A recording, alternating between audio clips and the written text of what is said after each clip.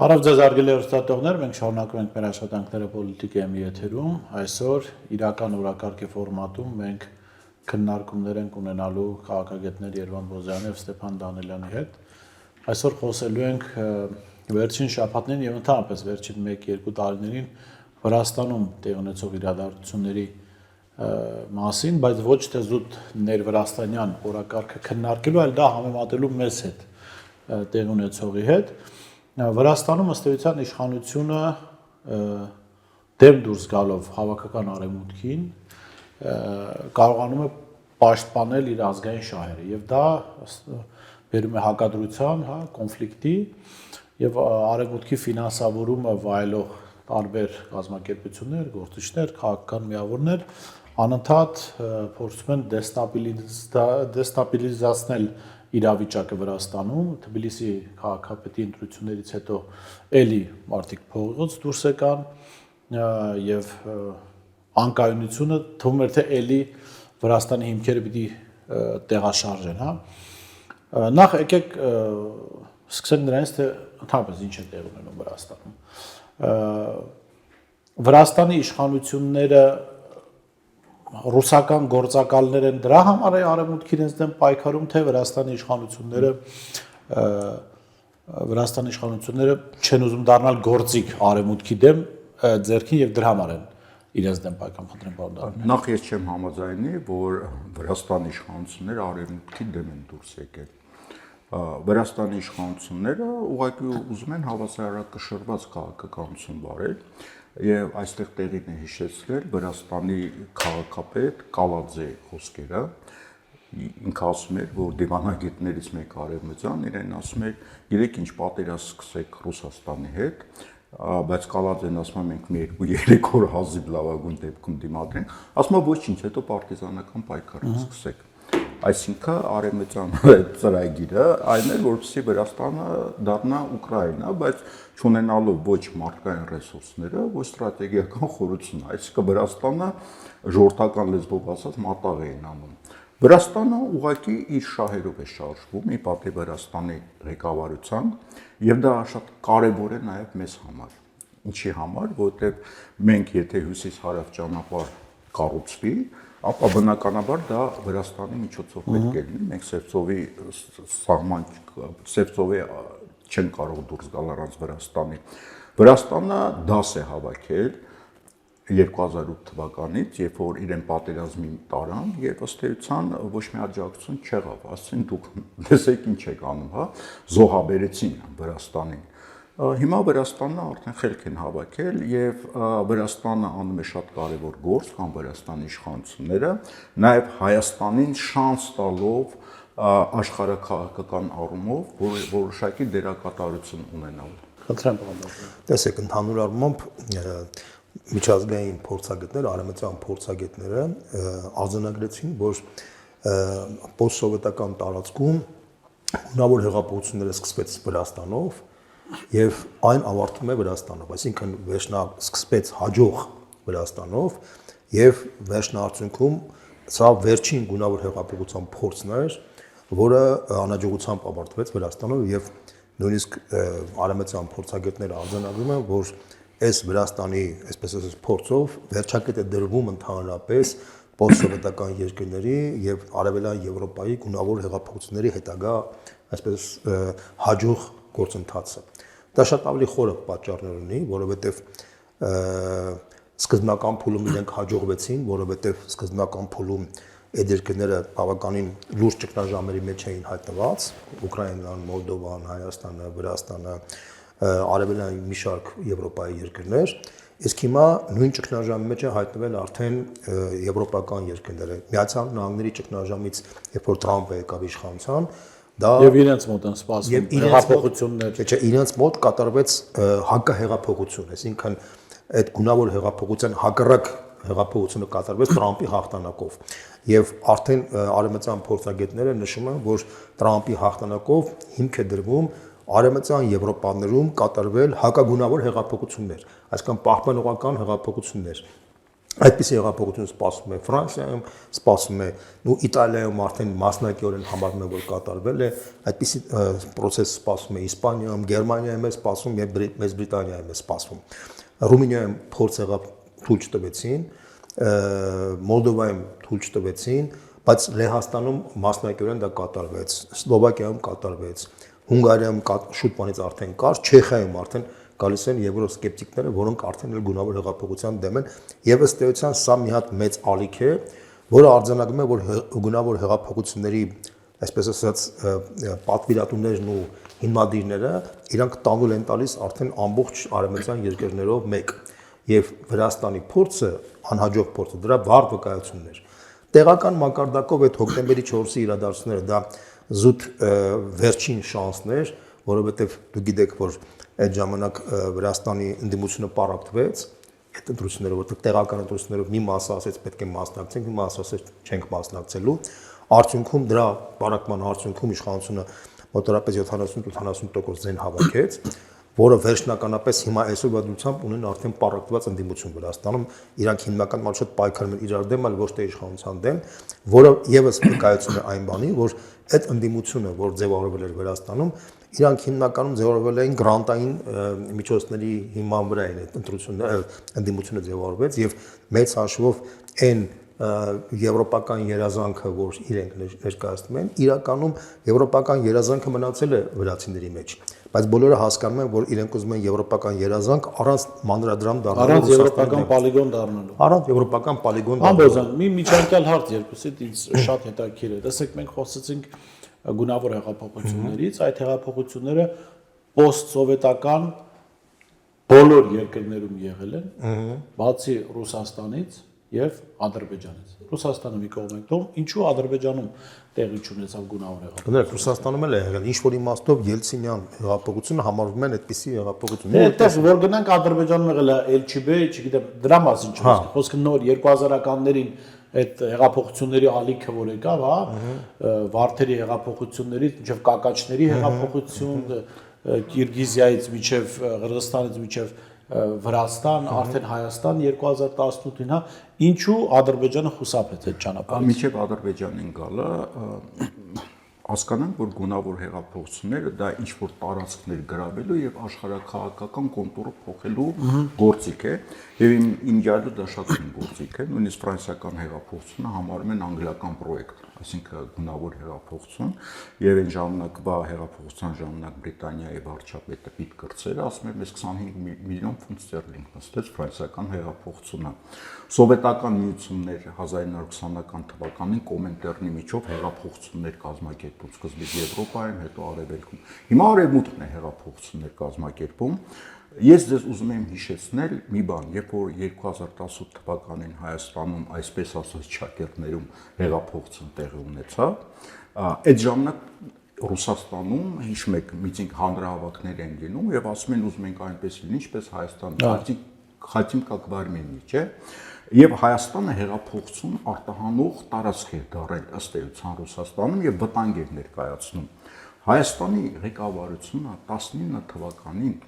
եթերը հրավիրում Նավալնին պետական հեռուստատեսության եւ Նավալնին խոսում է Ռուսաստանի դեմ եւ ասում է այ նայեք ապրեն հայերը մենք էլ այդ նույնը պետք է անենք իսկ ռուսական պետական հեռուստատեսության գլուխները բռնած ասում են հայեր դուք հասկանում եք ինչ եք անում հա դա ինչ հետևանքներ կարող է ունենալ Հայաստանի համար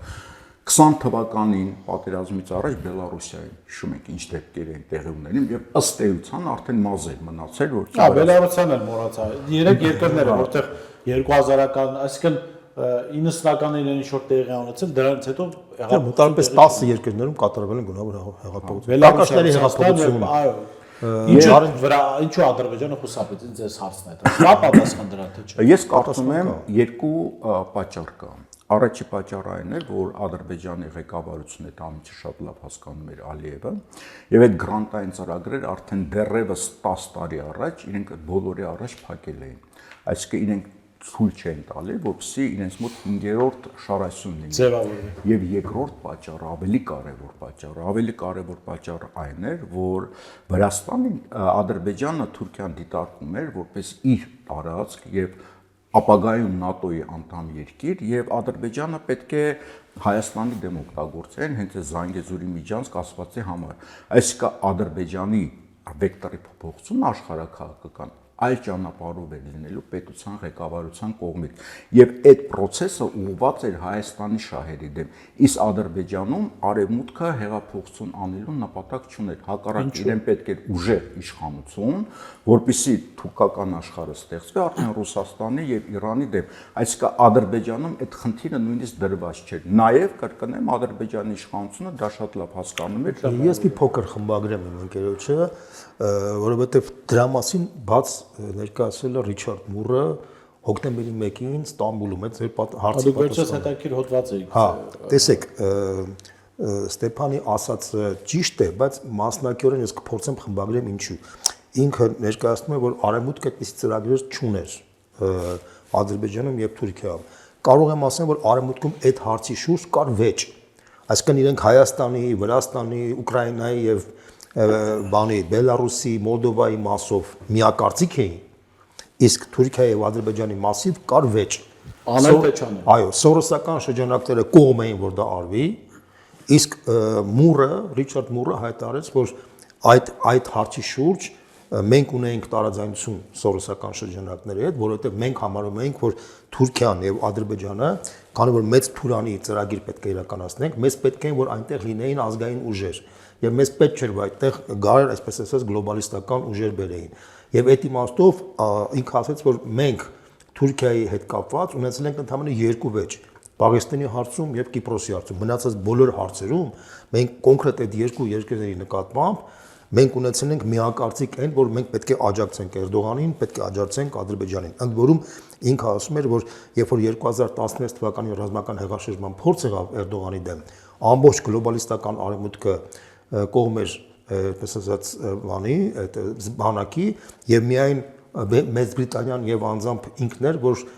միանշանակ աջակցեց Էրդողանին որտեվ Էրդողանով էին իրենք պատկերացնում թուրանական ծրագրի կյանքի կոչումը միջդեռ թուրքական ընդդիմությունը այլ պատկերացումներ ուներ իրենք ուզում էին Թուրքիան ինտեգրել եվրոպական միության այսինքն սա շատ հետաքրքիր դետալ էր եւ ամենակարևորը որ Մուրը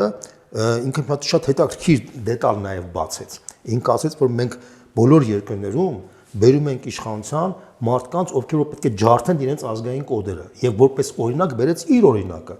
Մուրի պապը եղել է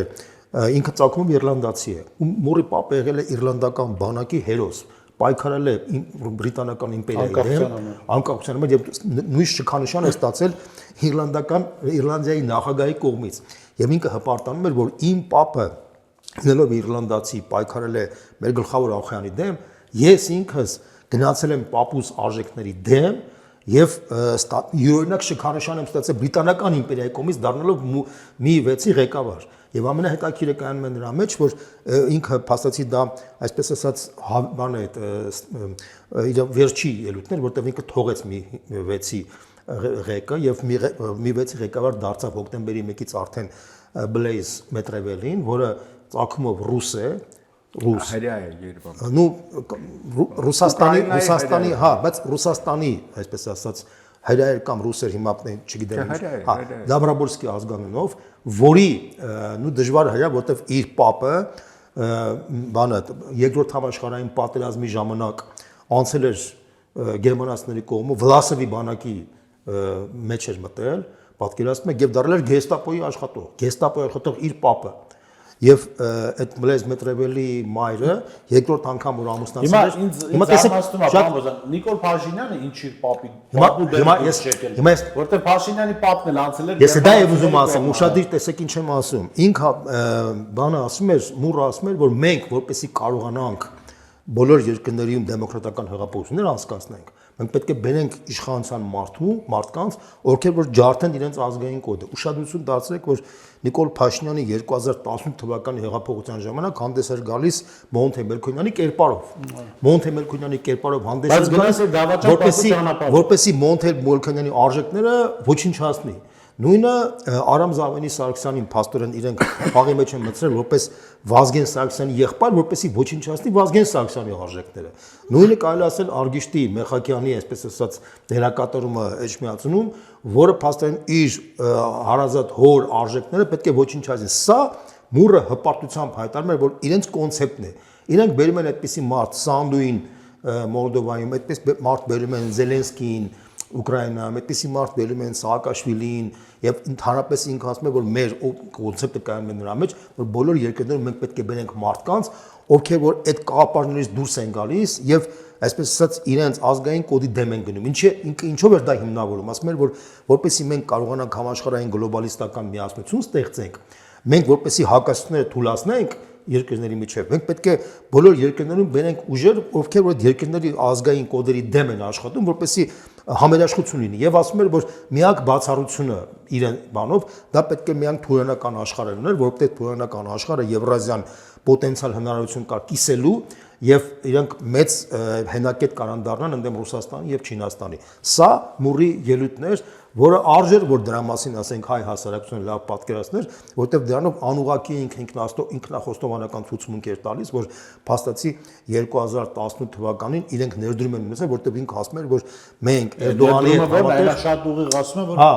ինքը ասում էր մենք Էրդողանի հետ միասին ներդրում ենք ունեցել դեմոկրատական ուժերի հաջողության։ Հետաքրքիր է մուրի ելույթը, երբ դուք արդեն գանք Հայաստան երևի, ավելի շատ մուրի ելույթի մասին խոսեցիք, ես հիշեցի մի դրվագ, որ ընկերներից մեկն էր պատմել, նախկին падգամավոր,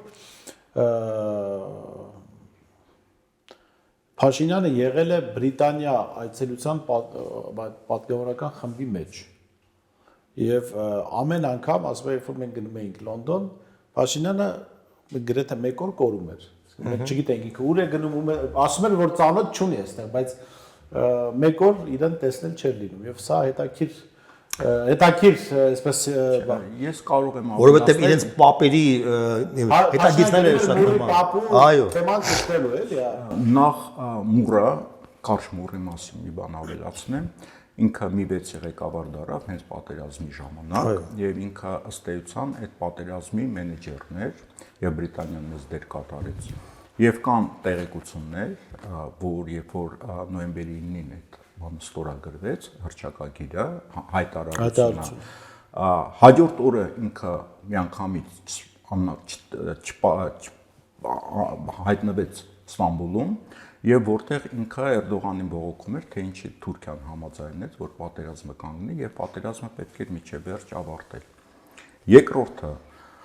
եթե դուք ուշադիր հետևեք այն հիմնական դեպքերը քաղաքացիական պայմանագրի, ապա դրանց մի զգալի հատվածը հենց Բրիտանիայում է սովորել կամ Բրիտանիայում ինչ որ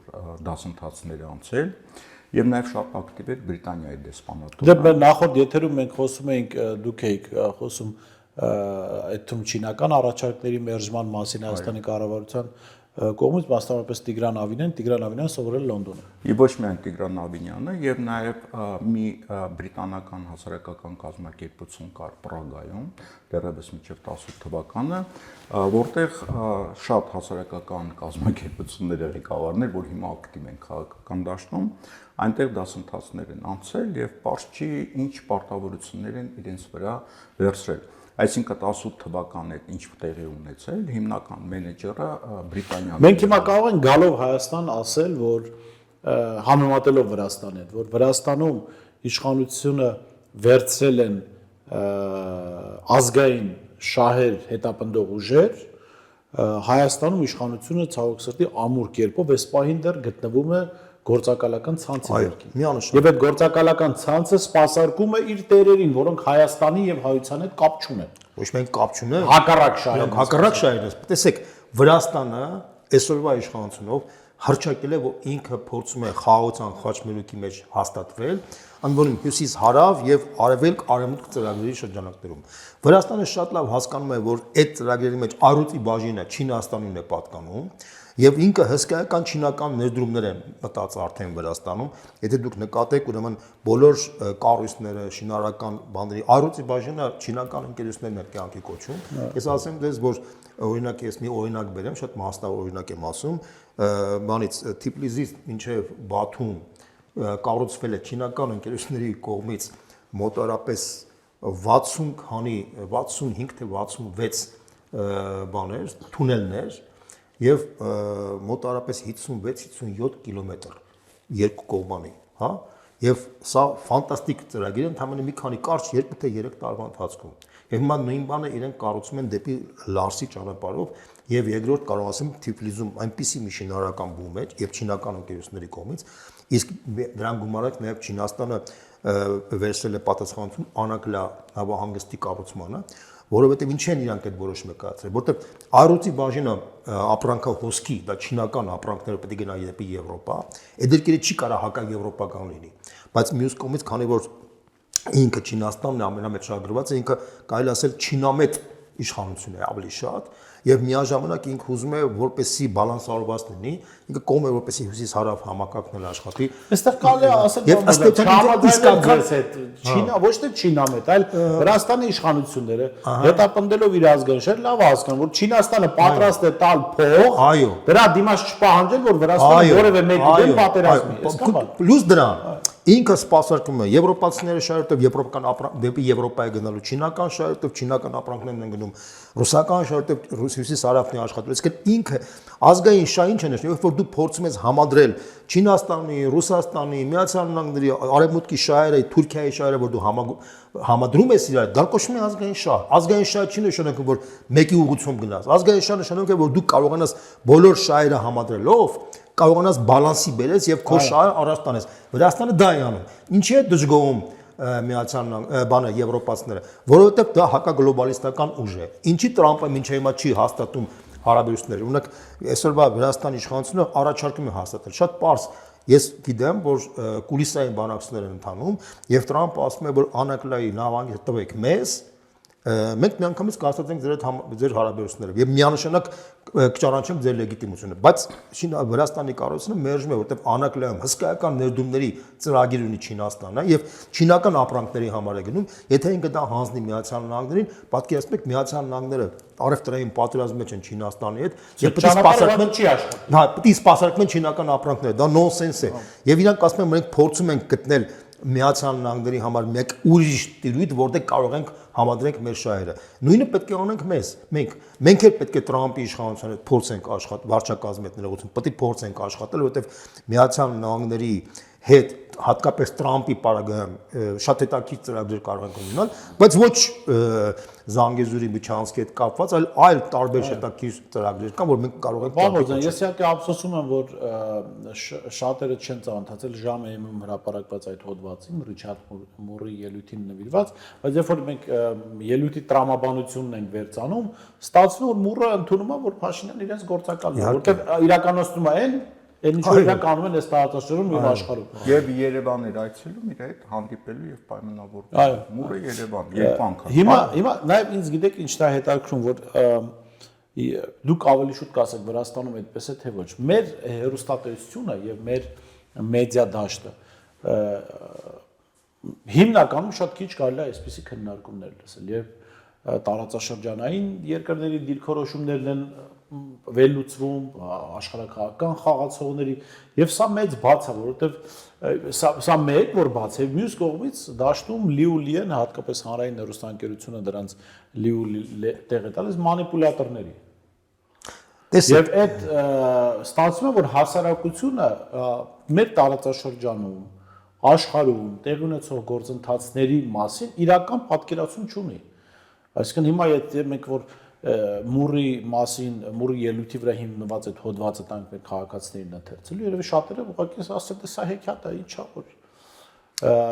ինչպես փոխել նաև այս վիճակը, որովհետև մենք գիտենք, չէ, ի վերջո իշխանությունը այսպես գործակալական ցանց է, ըստ էության առերևույթ է, մնում է ընդդիմությունը, որ ընդդիմությունը ինչ որ բան փորձի հասցնել հանրությանը, ինչպես է տրամադրությունները փոխել, որ հանրությունը հիմա հատկապես նախընտրական տարի է, չէ, հանրությունը գնա քվյախցիկ ընտրելու adekvat ազգային ապագա, ազգային շահերի վրա հիմնված ապագա։ Խնդրեմ։ Հա։ Առաջի հերթին մեր հանրությունը մտավոր առումով ծուղակի մեջ է գտնվում կամ ծուղակի մեջ մտցրել են արևմտամետ, ռուսամետ այս բանի մեջ են տրամաբանության մատրիցայի մեջ են մտցրել։ Եվ ոչ ոք չի ասում, ինչ է նշանակում արևմտամետ, հա, Օրբանը կամ Ֆիցոն Սլովակիա արևմտամետ են, թե չէ։ Ասենք Գերմանիայում մենք տեսնում ենք տարբեր ուժեր, Լեպենը արևմուտք է, թե արևմուտք չի։ Պուտինի գործակալներ են։ Տրամպը արևմուտք է եւ Բայդենն արևմուտք, դեմոկրատներ, հանրապետականներ եւ նույնը Բրիտանիայում, հա, Ֆարաջի կողմնակիցներ, որ արդեն շուտով երևի իշխանության կգա եւ մյուսները։ Այսինքն այդ արևմուտքը միասնական չի եւ երբ որ այս ծուղակից մենք կարողանանք մեր հանրությանը դուրս հանել, այսինքն արևմտամետ ռուսամետ տրամաբանությունից դուրս հանել, ես կարծում եմ արդեն մտածողության փոփոխություն կլինի եւ հիմնական իմաստը կլինի, որ Հայաստանի շահերն են կարևոր, ինչը Վրաստանում է, ինչը նույն Հունգարիայում է, ինչը նույն Սլովակիայում է, որտեղ Հունգարիան ասում է, գիտեք ինչ, ես էժան գնով նավթ ու գազ եմ ստանում Ռուսաստանից, եթե փակում եք, ես մի քանի անգամ ավելի թանկ եմ ըստ էության այդ առնելու, իմ տնտեսությունը փլվելու է։ Նաև այդ Չինաստանի մասին ենք, չէ՞, մենք խոսում։ Ուկրաինայում ինչի Մայդանը տեղի ունեցավ, որտեղ Յանուկովիչը շատ մեծ ծրագրեր էր պատրաստվում անել Չինաստան, նաև Սիչ ամենակարևորագույն գործարանն էր չինացիներին հանձնել, նավահանգիստ պետք է Ուկրաինայում սարքել, ճանապարհները ցամաքային Ռուսաստանով Ուկրաինայով գնում են Չինաստանից դեպի Եվրոպա, հիմա այդ ամեն ինչը փակվեց, հա, այսինքն հիմնական խնդիրը ուկրաինական պատերազմի դա էր։ Ուկրաինան կորցրեց զարգացման հնարավորությունը, կորցրեց միլիոնից Չինաստանը ճանապարհներ։ Չինաստան ճանապարհ։ Մյուս ճանապարհը, որը գործում էր մինչև վերջերս, դա Ռուսաստանով Բելարուսիա եւ Լեհաստանով դեպի Եվրոպա։ Այ հիմա Լեհաստանը նույնիսկ այդ ճանապարհը փակեց, այդ չինական ապրանքների համար։ Հիմա հարց է առաջանում, երբ որ դուք մտնում եք այդ արևմտամետ, ռուսամետ տրամաբանության մեջ, իսկ ո՞րն է ձեր երկրի շահերը, որտեղ քու երկրի շահերը կապ չունի քո արտաքին կողմնորոշումից, արտաքին կողմնորոշում դա ծուղակ է։ Վրաստանն է ծուղակից Օրբանից ավելի արևմտամետ չլինեք, բայց այդ մարդը իր երկրի շահը կարող է պաշտպանել։ Հիմա, երբ որ մենք նայում ենք մեր հայկական մեդիան աշխատում է նրա վրա հիմնականում, հա, որովհետեւ մարդկանց ծուղակի, մտածողության ծուղակի մեջ գցել։ Եթե դու մարդկանց մտցնում ես մտածողության ծուղակի մեջ, դու իրան սարքում ես ճորտ։ Դու լավ տեղ չես ուզում դանել։ Հա, հիմա մենք պետք է փորձենք այդ ծուղակ այն ինչ որ ժամանակին Բոլտոնը ասում էր բաներից, կաղապարներից պետք է հրաժարվել, բադ իմաստով մեզ համար, մեր ազգային խորհրդանիշներից։ Հիմա մենք պետք է հակառակը այս կաղապարներից ազատվենք, ծուղակից, մտավոր ծուղակից դուրս գալ։ Սա է հիմնական խնդիրը։ Խնդրեմ, պարոն Բոզյան, ձեզ լսել Բորիս, միգուցե կարող է մի քիչ ավելի կոպիտ եմ չի, բայց ցավոք սրտի մեր լրատվությունը, լրատվական դաշտը, որ համատենք Վրաստանի կամ Ադրբեջանի հետ, կներեք քաղաքական իմաստով գոմ է։ Գոմ, բառից բուն իմաստով, այսինքն այն մակարդակի քննարկումները, որ գնում են Վրաստանում եւ Ադրբեջանում, անհամեմատելի է թե ինչ որ կատարվում է Հայաստանում։ Անգամ կոնտենտի առումով, այսինքն ռուսալեզու, անգլալեզու, կամ հայալեզու, ադրբեջանի դա գոմ է, խայտարակ մակարդակի գոմ է, բայց դա նաև գալիս է մեր քաղաքական դաշտից։ Մեր քաղաքական դաշտը կայացած չի, որտեղ մենք տրադիցիոն, տեսեք, Վրաստանը, քանի որ կիզակետում է եղել աշխարհաքաղաքական, ինքը զարգացել կայացել է որպես քաղաքական դաշտ, իր հետ զարգացնելով նաև լրատվական դաշտը, հանրային դաշտը։ Մենք, քանի որ երկար ժամանակ լավ իմաստով կիզակետում չենք եղել աշխարհաքաղաքական, դրական իմաստով չենք եղել, այսինքն ճիշտ եմ վարվել, բայց դրա բերել է այն բանի, որ մեր քաղաքական միտքը մեռել է, մենք քաղաքական միտք չունենք։ Հիմա որ տեսնում եք քաղաքական դաշտում ինչ է կատարվում, դրա վառ ապացույցն է։ Քաղաքական դաշտը որ մահացավ, ըստ էության լրատվական դաշտը դառավ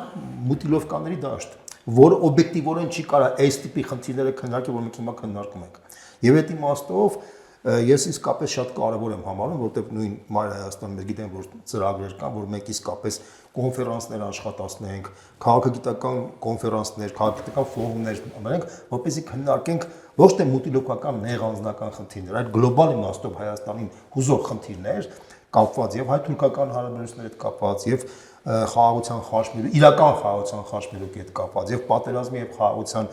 դիլեմայի հետ շուրջ կապված եւ Հայաստանի կողմնորոշումների հետ կապված, որոնք շատ կարեւոր են, որովհետեւ մեր հասարակությունը կողմնորոշվի, որտեղ մեր հասարակությունը երբևիցե այս վիճակի մեջ չի եղել։ Հիմա ինքը շոկի մեջ է, որտեղ ինքը ըստ էության տեսնում է դատարկություն, քաղաքական դաշտը դատարկության մեջ է, իշխանությունը փաստորեն տանում է իր օրակարգը, որը կատաստրոֆա է, որտեղ այդ օրակարգը բոլորը տեստան, անկախ նրանից թե գիտակցված թե ոչ գիտակցված, բոլոր ձախողումները մարդիկ տեսել են 7 տարվա մեջ եւ մարդկանց մոտ առաջացել է մտահոգություն։ մի կողմից մարդիկ տեսնում են եւ մտահոգված են այս իշխանությունից, մյուս տեսնում են, որ այլընտրանք չկա, այդ այլընտրանքը բացակայություն է։ Այդ բացակայությունը մենք պետք է լցնենք։ Այսինքն մենք պետք է թելադրենք նախ օրակարգ, թելադրենք քաղաքական մոդա, այդ քաղաքական մոդան թելադրելով, եթե մենք վաղը մյուս օրը իսկապես կարողանանք իշխանությունը մերը լինի, այդ իշխանությունը կլինի արդեն ֆունդամենտալ լուսավորչական իշխանություն, որը իսկապես նոր մակարդակի, նոր տիրույթի լրատվական դաշտ կձևավորվի, որտեղ ոչ թե մուտիլովկաները միշտ կլինեն, բայց մուտիլովկաները կլինեն արդեն ածանցյալ բնույթի։ Գլխավոր խնդիրները կքննարկեն արդեն տարածաշրջանային խնդիր։ Տեսեք, ադրբեջանական լրատվամիջոցները ինչպես են քննարկում Սիրիայի խնդիրները։ Այն անալիտիկները, որ իրանք ունեն Սիրիայի կամ Իսրայելի հետ կապված, այդ անալիտիկների 5% անգամ Հայաստանում գոյություն չունի։ Այն խնդիրները, որ քննարկվում է Ուկրաինայի հետ կապված, իրանց մոտ կամ վրացիների մոտ, մեր մոտ 5%, 10% չկա։ Ինչի՞ չկա, որտեղ այդպիսի պահանջ չի ունեցել քաղաքական դաշտը։ Սա է խնդիրը, քաղաքական դաշտը մեր մոտ չի կայացել։ Էս է իրականությունը։ Միգուցե շատ կոպիտ է հնչում, բայց դա իր դառը իրականություն է, որտեղ հիմա մենք պետք է կարողանանք իսկապես այս ճգնաժամից դուրս գալը, մենակ անձեր փոփոխություն չի լինելու։ Սա ֆունդամենտալ փոփոխություն է լինելու, որպեսզի մենք կարողանանք լիարժեք լուսավորչական իշխանություն կարողանանք ձևավորենք, որը Հայաստանը իսկապես կարողանա դուրս բերել այս վտանգներից, վտանգների հետ միասին զարգացման մի հատ թռիչքի շանս ունի Հայաստանը, որովհետև այն պոտենցիալ խնդիրները, որ կուտակված են, այն հետաքրությունը, որ կա Չինաստանում, հատկապես մեր նկատմամբ, ուղղակի աննկարագրելի է, որովհետև իրանք զարմացած են, ասում են, մենք $20 միլիարդ ներդրումներ ենք պատրաստ անել Վրաստանում, բայց մենք ուզում ենք դա դիֆերենցիացված լինի ոչ միայն Ադրբեջանում, այլ Հայաստանում։ Հայաստանում ոչ մի հետաքրություն չկա։ Օրինակ տեսեք, Չինաստանը հիմա հսկայական ներդրում անում Հայաստանի հանրային հեռուստատեսության, որ շատ ուրախալի է, ես ողջունում եմ դա։ Շատ ողջունում եմ, իրանք հսկայական նոր մակարդակի հեռուստատեսության տեխնիկական մակարդակով ներդրում են անում եւ շատ Բայց դա վատ բան է ծառայելու է դա։ Ես կարծում եմ, որ պետք է մենք մոտեցումը պետք է լինի ոչ թե վատ իմաստով, այլ պոզիտիվ իմաստով պետք է մենք դնենք։ Եթե մենք պոզիտիվ դնենք, մենք պոզիտիվ ծրագրերով մենք շարժվենք, մենք մեծ հաջողության կհասնենք բոլոր իմաստներով։ Շատ լավ, շնորհակալ եմ պարոն Հայկ, ես հիշեցնում ենք այսօր քննարկում ենք Վրաստանում ստեղծված իրավիճակը վերջին տարիների եւ հատկապես վերջին մի քանի շաբաթների եւ դա համատում ենք Հայաստանում ստեղծված իրավիճակի հետ պարոն Բոզյանը հիշեցրեց մի հետաքրքիր հոդված, որը հրապարակվել էր ժամը-ում եւ այն ներկայացնում էր Ռիչարդ Մուրի ելույթը, որ նաեւ մեզ էր վերաբերում եւ կարծում հետաքրքիր էր այս քննարկումը, այսօր այսքանը կհանդիպենք եկող շաբաթ